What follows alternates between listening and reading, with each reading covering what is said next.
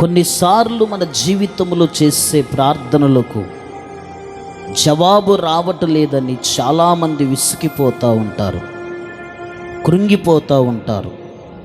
దేవుడు ఆలస్యం చేస్తున్నాడేమో, దేవుడు నా ప్రార్థన వినట్లేదేమో, దేవుని యొద్దకు నా ప్రార్థన చేరట్లేదేమో అని చాలామంది వారి ప్రార్థనలకు జవాబు రాకపోవటాన్ని బట్టి చాలామంది ప్రార్థనలో విసిగిపోతూ ఉంటారు. కానీ యేసు ప్రభు సెలవిచ్చిన మాట, విసుకక ప్రార్థన చేయుడి.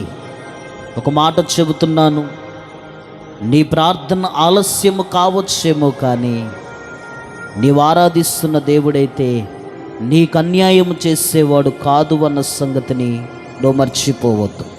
ఆయన కృప నీకు తోడై ఉండిద్ది, ఆయన సహాయము నీకు తోడై ఉండిద్ది, ఆయన కాపుదల నీకు తోడై ఉండిద్ది.